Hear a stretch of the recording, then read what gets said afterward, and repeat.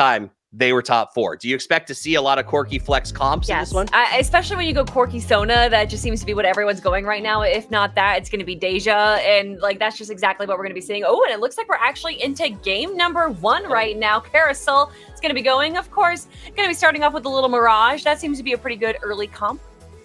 Let's go. Yeah, I was going over the tier sites, and it seems like Cavalier Mirage overnight in the last week and a half though, has I didn't become one of the ask. most popular comps out there.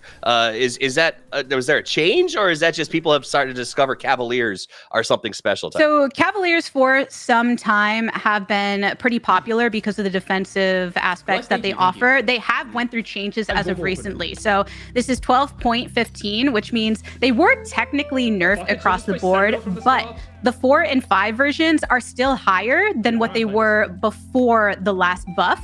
And then now the 3 level is about the same as it was 2 patches ago. So even though they've lost some element of their power, they're fairly in line with what they have been for kind of the latter half of this set thus far, and work really well into a lot of comps. And having those earlier units is one way to set yourselves up. You see the Sejuani's early, for instance, that you can start pairing off to really capitalize upon that, Kelly.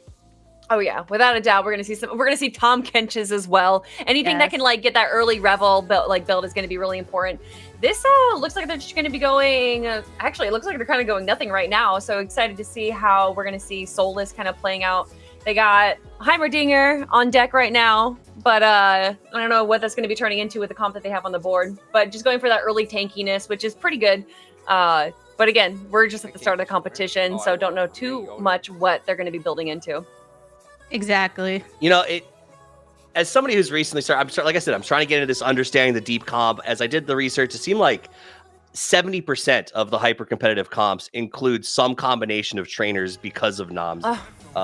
Is that sort of why we see this? Like you buy Heimerdinger when you see him at the start, just in case. Is that the? Well, I think that like Cannoners are really big right now, so Tristana can kind of go into that, and then obviously Lulu is a pretty great character in the game right now, great champ, just because of that Mystic, getting that magic defense on deck pretty early on. But yeah, Nomzy, not only tanky, but also that fireball, if you can place it correctly, just does so much damage for a bonus character on the map.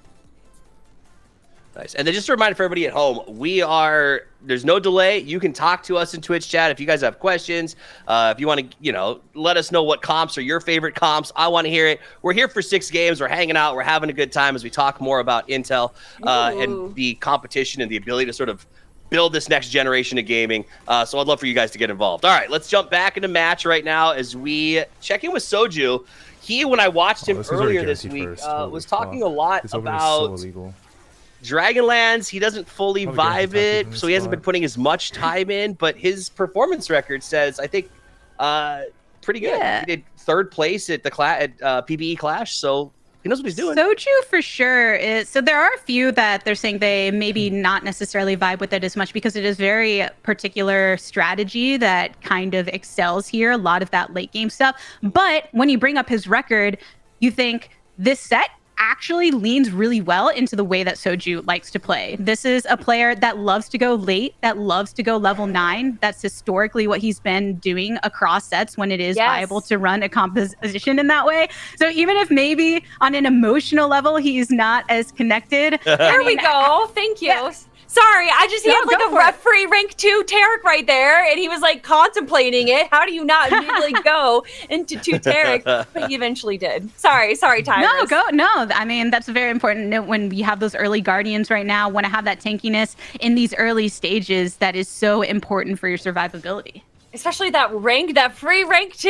If you can immediately get that onto just a 2-2, that's what you want to see. And as we can see right now, even with, a good board for Liquid Robin, it looks like, it looks like Tarek is actually not going to be enough right here. Even with Sejuani, they're going to be taken down. And of course, so fucking bad. Yeah, just an easy win right there for Liquid. I can't even see their name, Robin.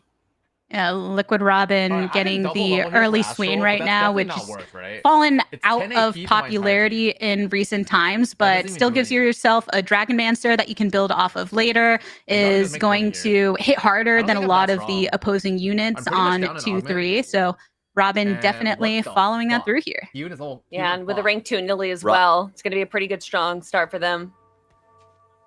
Robin's been in comp since 2020. I think was his first actual official competitive game.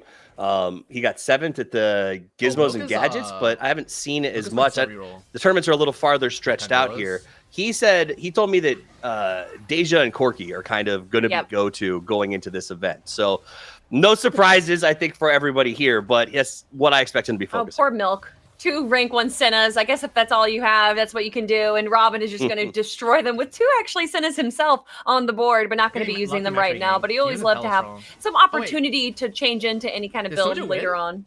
Oh, no.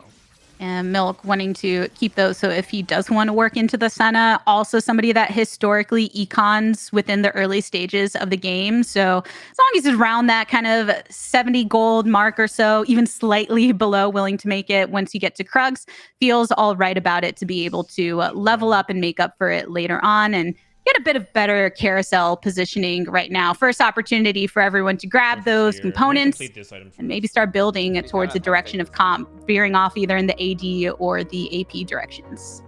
And it looks like we're going to be seeing Frodan going into the AP. I'm not sure if he was the one that had the rod yet.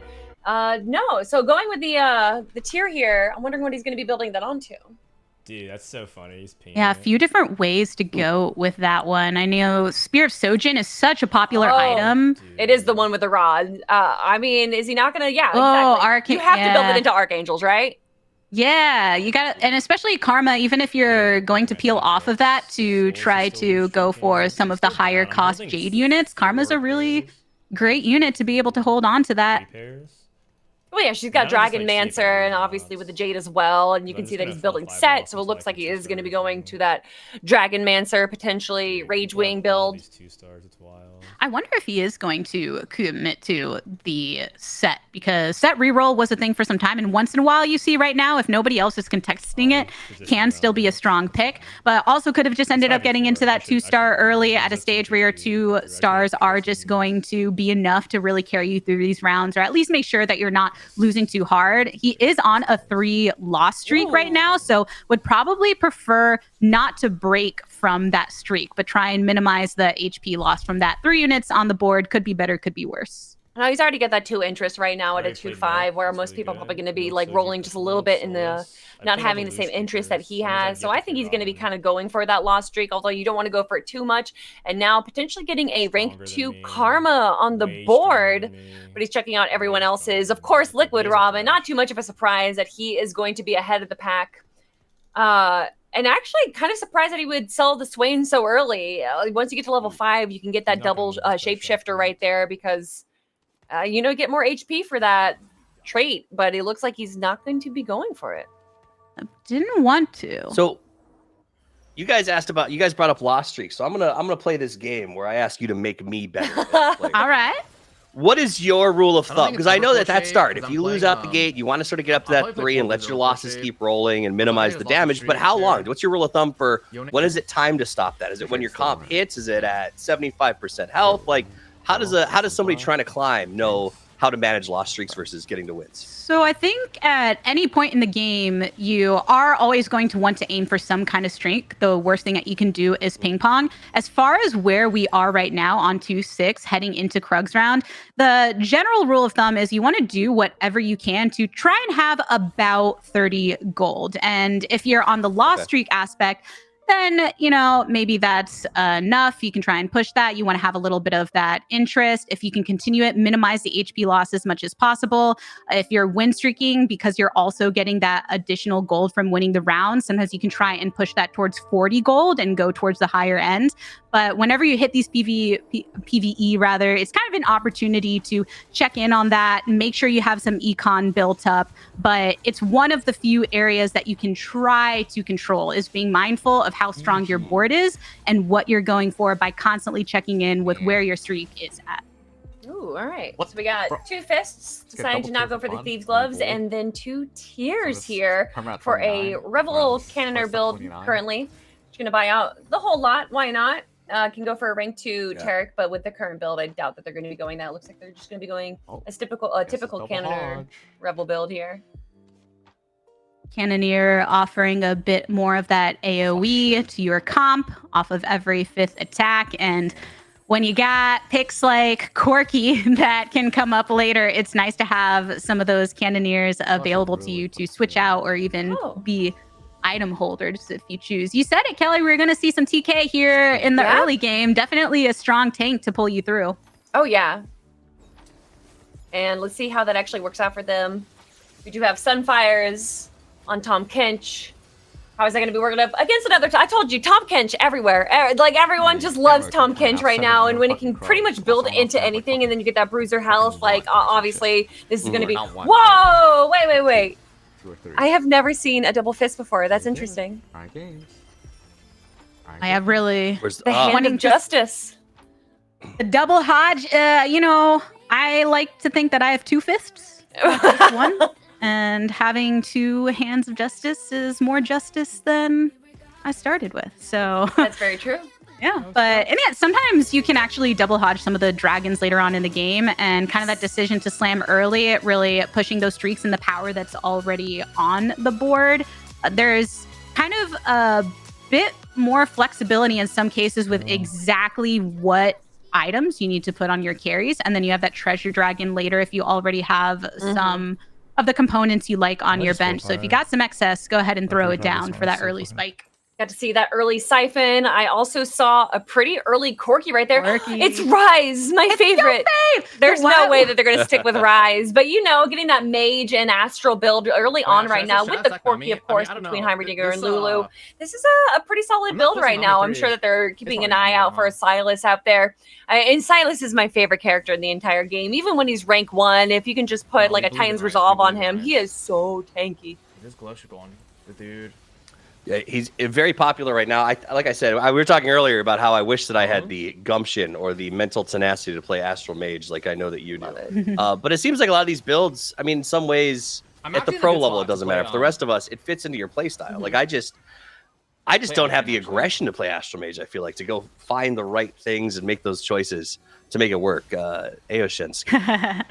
I think the journey of Astral and Mages as well has just evolved so much throughout the set. You know, early on, you had the very classic application that you would expect from Astral, this reroll comp, make sure that you see more Astrals every 5th shop, and then you can get those lower costs, get your Vlad for that tanky front line, get your Nami that you can really stack up. Anybody that was a Nami abuser of a few sets ago was very happy about that. Cough, cough. I was one of them. Cough, cough. But now, as we have reverted away from that early game power, you use it more to set yourself up to find that A Soul later on, Aurelian Soul, such a strong unit. I love seeing variants like the Rise and stuff and kind of flex in and out. And Kelly, I know that you were saying that is one of your fave things to run. Is it just the way you feel when you get to see him get all of those orb casts off? So yeah, if you can get an Archangel onto Rise, and if you can last longer than 20 seconds,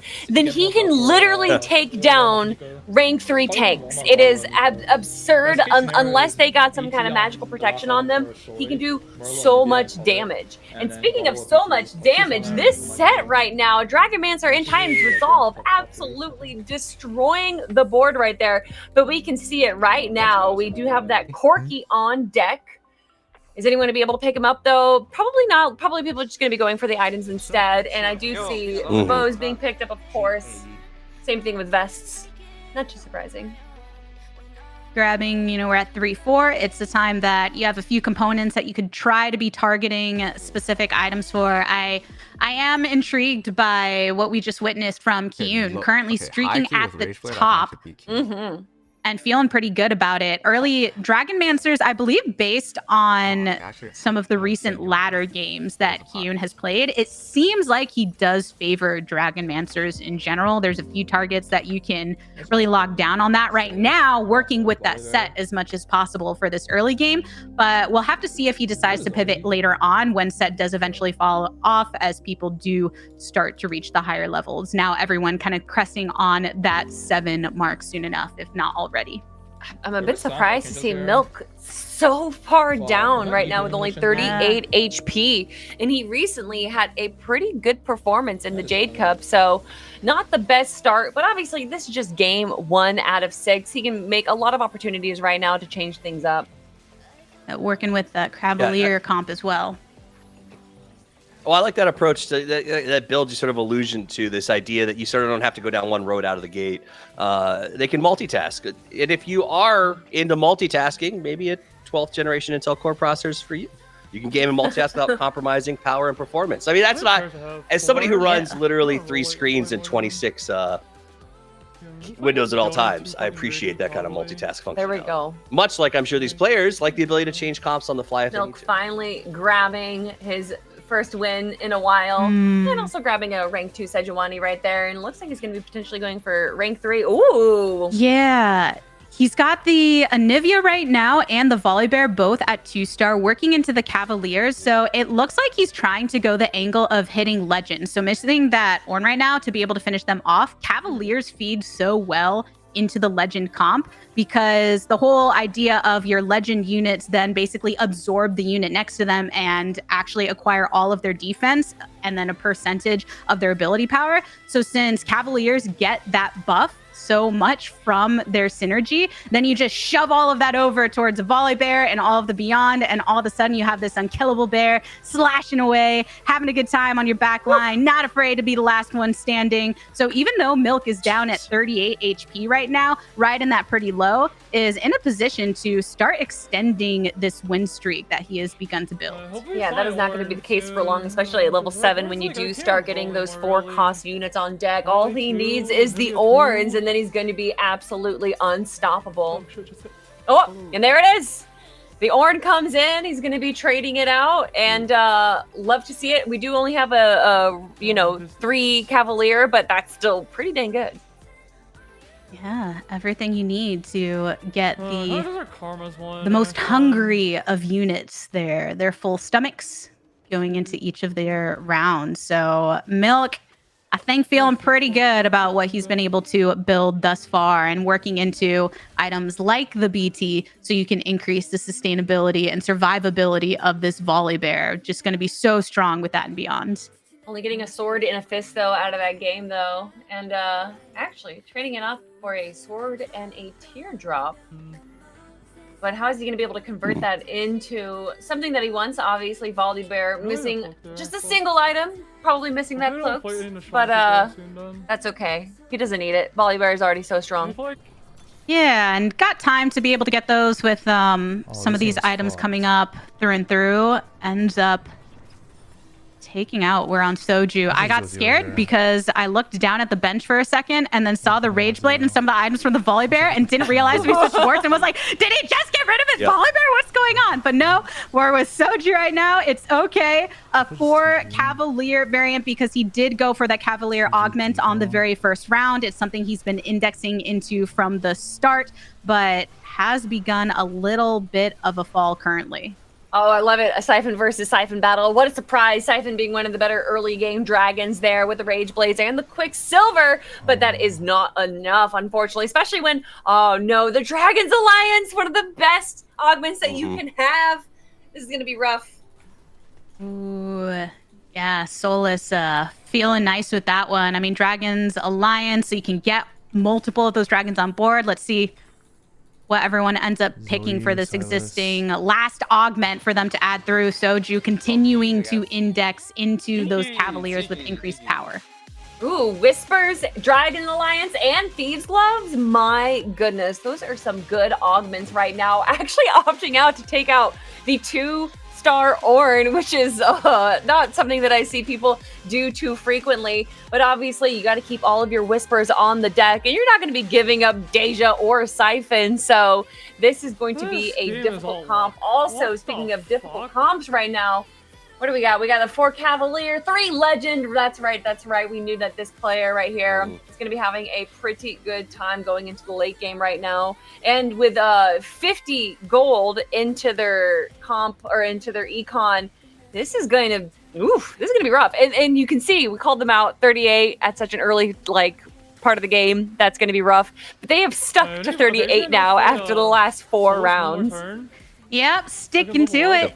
Keeping that up. The Volibear seems unreasonably strong at the moment. Every time we come back, it's like you leave and then come back 60 seconds later and he's still there dancing. It's ridiculously obscene. What is the Mirage bonus for this game? I don't know if we had a chance to look at that yet. I know someone's built a 4 and a 3 Mirages. Yeah, I'm not too certain. So I think we'll be able to pull that up in a second. Let you guys know at home. It's Pirate's Greed. So I should have known. I saw the chest earlier. Idiot. Right. Yes. Not my favorite. Do you guys? What's your favorite Mirage bonus? Is Pirate's Greed your favorite, or is there one that you're like, if I see this, I got to build Mirage? I think there are a few that work. The one that just sticks out in my head is only because recently there was a cool game in the Jade Cup with it, was the Spell Swords enchantment. So gaining that ability power on your basic attacks had some unique builds go through it when you're looking at like the warriors that can go into that comp. So I think that one's been a bit of fun. I think depending on the comp, Duelist Dexterity can just give you so much speed, especially if you have that Gwynsu's on deck right now. Your player or your characters can just pretty much absolutely decimate the board. I like that Executioner's Edge with the because Deja just does so much damage, and then you got Yoni running around one-shotting everybody when they get Ooh, the CC! Finally, Volibear actually taking some damage, but nope, it's not going to be... Oh, there we go.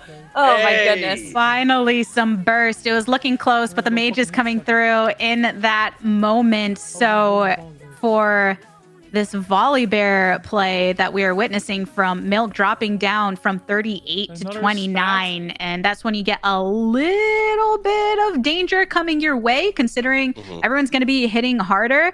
As far as some of the other players kind of checking in with the stock, Kiyoon was previously streaking until he ran into Milk. He's still running that set that we talked about before would eventually fall off, and that's exactly what happened when he ran into the Volibear, but was able to stabilize in the match right after. Some of those that were dominating the early game starting to fall towards that middle of the pack.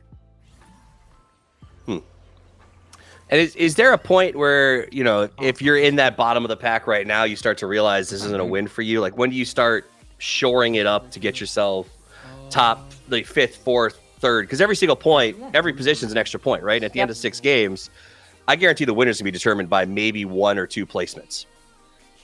I mean, you can see right now, some players are completely wasting up their econ. And being in 4-5, that's not too surprising right now. But my goodness, having 2 Sonas and 2 Lee Sins currently in the shop and not going for it. There's not too many players that I could imagine giving up those Sonas right now, but obviously with the current build going on, especially Rage build and Synthetic Shiv, my goodness. Yeah, some good damage coming out of this one, and a 2-star Bard right now. Bard being probably one of the most popular units in the entirety of the set. 5 costs, the value that you get as you generate those dutes, and when you're wanting to get to those later dragons. Oh no, Ao Shin just isn't strong enough. You need the Archangel on Ao Shin. It's just not going to be enough right there. And obviously, if you can get that Mage Emblem, that's going to be even that much better. But unfortunately, not enough. Oh, there we go. We got to have the Star Caller. Coming on through. Oh, man.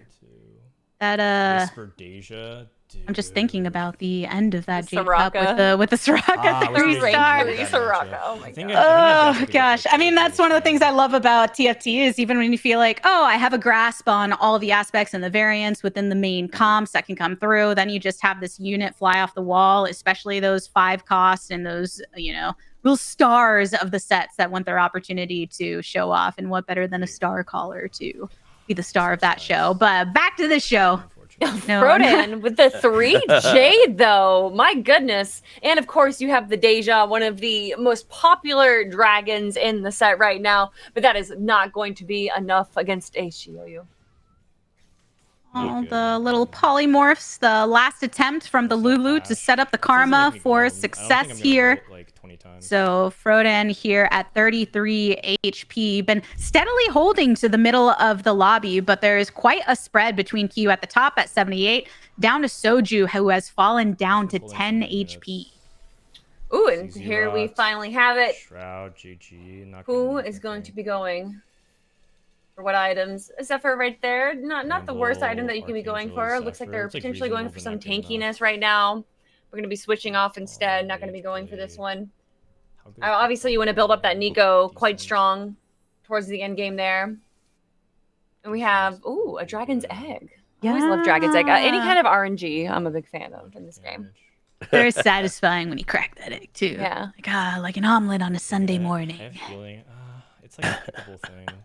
Ready to take the room. But yeah, this is really, I mean, I love the addition of Treasure Dragon, by the way, into the set. There are a few things that they added in Dragonlands that I think still respect the fact that part of the skill in this game is dealing with the hand that you're dealt, but by offering some kind of control over your fate, the additional reroll that you get on the augments, the treasure dragon that you can spend as much gold as you're willing to part with to get the exact items you need for those final carrier, those final tank items. And these players who are very much present on the tournament scene definitely know how to play their hand right here. Although I was saying, Nico going for those tank items, and we see that Soju does not care about tank items, especially with best friends on deck right now. She's going to be going for that attack magic power going into Volibear right there. And look at Volibear just taking so many easy swings,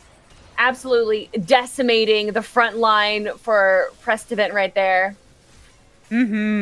Turning the Nico into a Cavalier so that he could get the additional benefits of those defensive stats, some additional AP from the double ice cream cone, and he absorbs, I believe, 30% of that as well.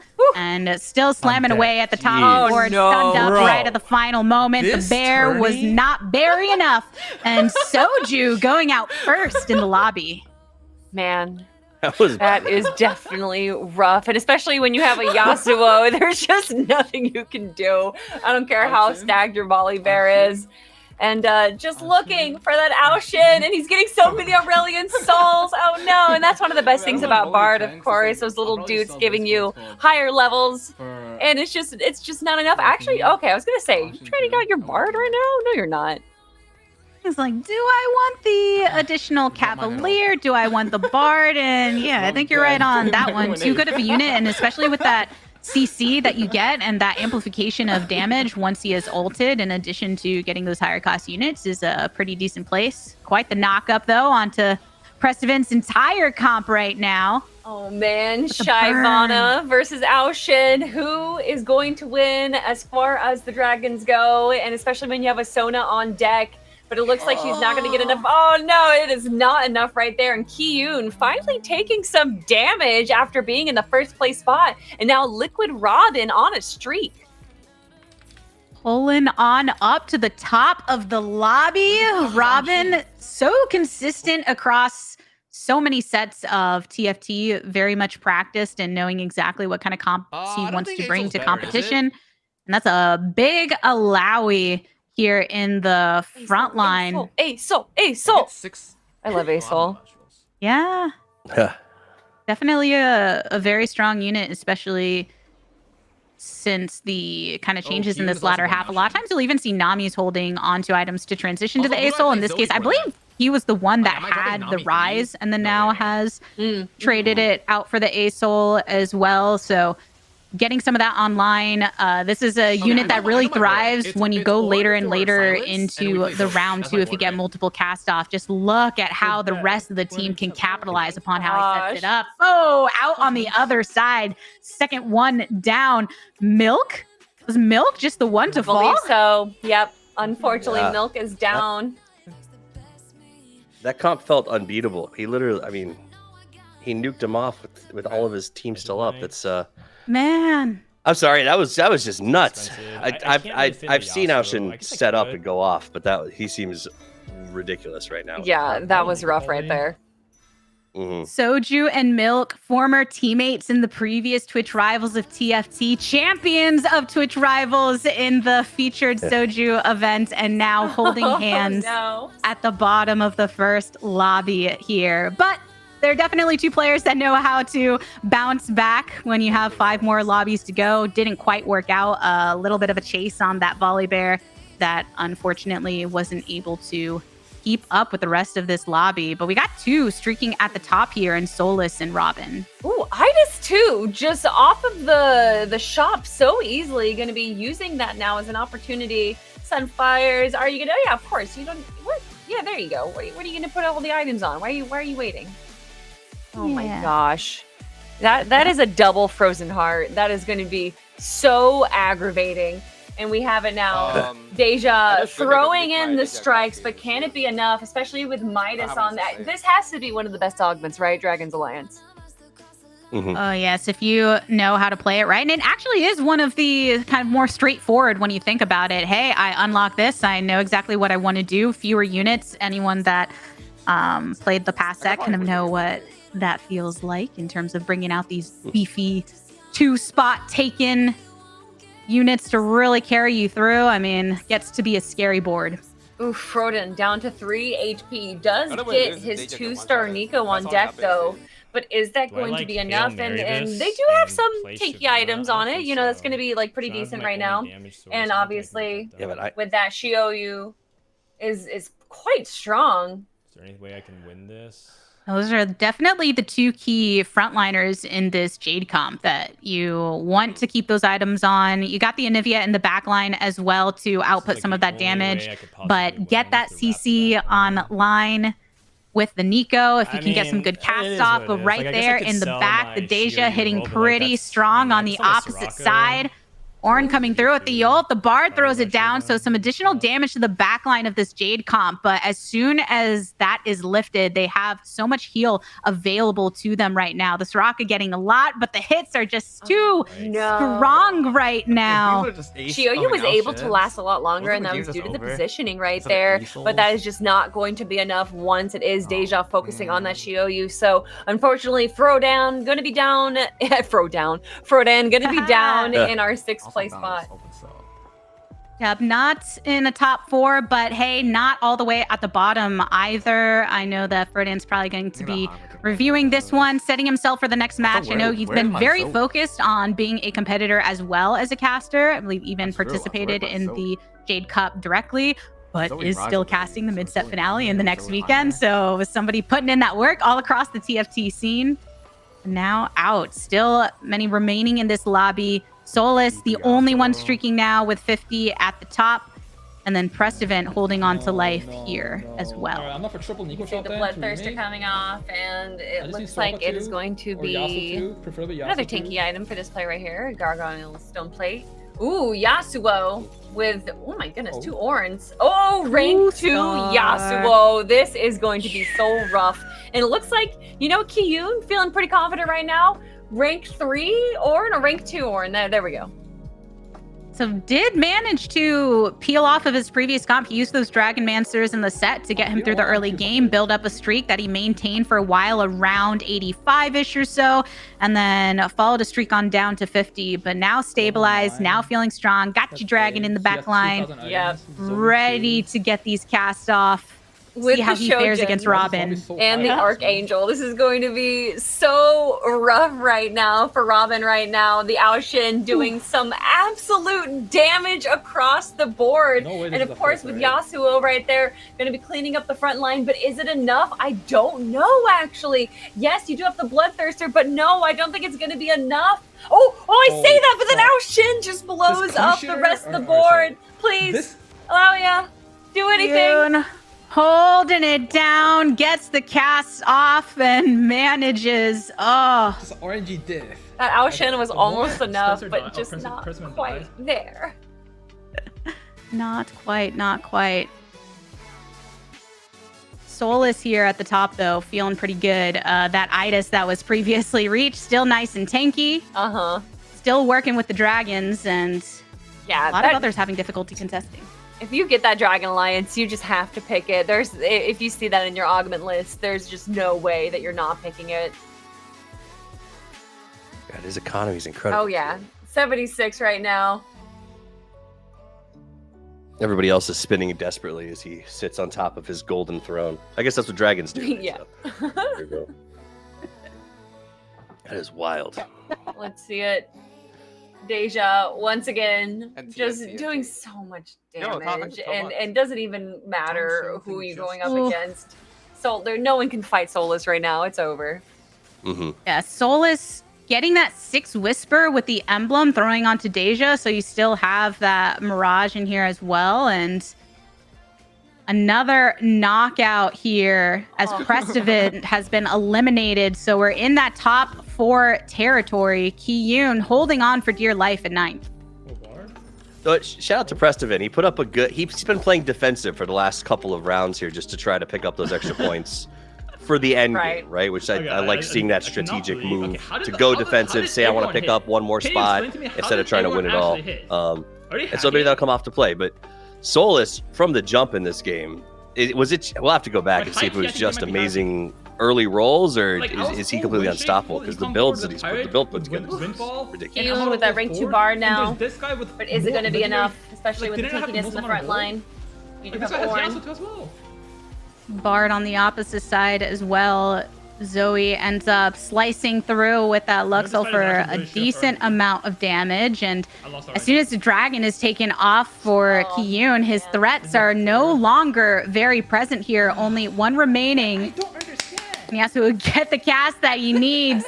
Look at that healing coming out, though. But once the stun is effective, there's no follow-up for Kiyoon going out in 4th place. Oh, Rage Wing spot. All right, down to the final 3 right here. Robin and Souless actually quite close together, but obviously we're looking at Spencer. We're seeing how long can he hold into the competition. Going for the Thieves Gloves there. Probably not even and we got some attack power. And going for a shield. Interesting. What is he going to be putting that on? Is he going to be going for a Shroud of Stillness? All right, Namzi 4. No. We win. See what he's already got on the board. Definitely when you're opting in for a component here, you have something very specific in mind, perhaps because he has that glove on the Ornn. Maybe he's looking to make a Shroud of Stillness to try and prevent some of the casting. Lulu with the Thieves Glove. Gotta love it. Yeah, see what I saw Namzi 4 out there as well. Oh, Namzi. Yeah, I think Robin. And I love this rank 2.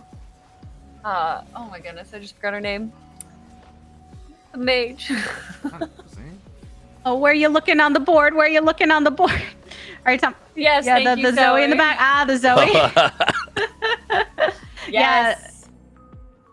Zoe, especially with some of Shimmer Scale coming back through, sometimes you get a little bit of splash of that, but mostly for that mage, for the cast that she can get off with that Spell Thief. Souless taking a hit, though, had streaked for so long. Yeah. Now it's Robin's up on top with 37. That Lowy that he had hit a long time ago to get that 3-star, really being able to tank up a lot. You know, I've got him turned up so I can listen to what he says, and the amount of time that he spends talking about Namzi compared to everything else on his board is quite Look how cute he is, man. How could you not? Right? He also goes Namzi 4. That means we must win right now. So he's feeling pretty confident. I think he's having a great time with his stream. And you guys can actually check out all of our competitors on streams as well. If you don't follow them, do so. It's a creator challenge, so it's not just about the coolest technology you can put in your computers right now. It's also about some of the coolest content creators Intel has found and brought here to play. So make sure you check them out and show them some love. Even if you could never hope to get a comp quite this good. I feel like I lowered my my shot. I watched Robin play, and I'm like, okay, I don't even know how I could ever think that. Yeah, and Robin had a great placement for Shroud, and it just still wasn't enough. Man, the Yaoshin, even if it does have that delayed cast time, is just going to be so good with the Yasuo, of course. And now it is a bit more of an even competition. I say even competition, but they're still, 13 points ahead of second place right now. Spencer doing a pretty good job now with a streak of his own. Yeah, Robin. Wow. Yeah, Robin took that hit, and now Spencer's the only one streaking. In the end, so much of that front line got eaten up and couldn't buy enough time for him to get the damage down once a single unit was standing. 2 HP, though, for Souless, which 3 rounds back-to-back loss brought him down from 50 HP that he had maintained for a while with that streak, but you just get hit so hard at this point in the game. 1 life left for him to try to make top 2 here. But that's difficult to imagine pulling off when you've been falling behind prior, unless you get some of these upgrades. And we do have another Bloodthirster potentially, going on Pike. I don't know. He's got the 2-star Pike, and you don't see Pike that often. Pike actually got an interesting change to, I believe, the 3-star Pike it was, but not what we're seeing right now. Yep, throws it on for the additional survivability. See if he can get some of these executes off with his ultimate. Some prime positioning right here when you're very aware of who you might be facing off. You can position a bit more accurately.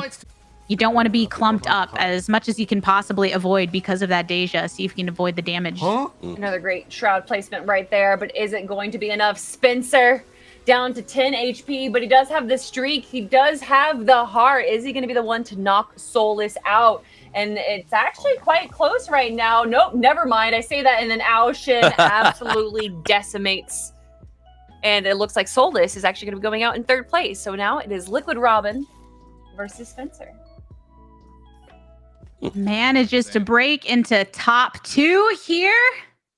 Yeah, Souless eliminated on that one, as you mentioned. So it's the final showdown. I mean, right now you can see Robin trying to position his Ornn basically to target the carry if he can. That's why he picked up that Chain Vest prior, so that he could build this Shroud of Stillness, so that he could prevent that first cast as much as possible. Does he get the target right? No. I don't think. Oh, but on the Zoe, that's going to be pretty good. But obviously, he wanted it to be on the Aoshin, and he misses that. It's going to be Aoshin versus an Aoshin fight. What a surprise here. And gotta love to see that Tempest damage on deck right now. Aoshin now cleaning at the board, but whose Aoshin is better? Yasuo as well going to be targeting the Aoshin for Robin. Oh, it is not even going to be close. That is Robin's game right there. Congratulations. 8 points going to be going to Robin Songs. Robin feeling great on that one for sure. Yeah, absolutely. Good game 1 from him. You could hear his confidence in the comms watching that stream. And he did well.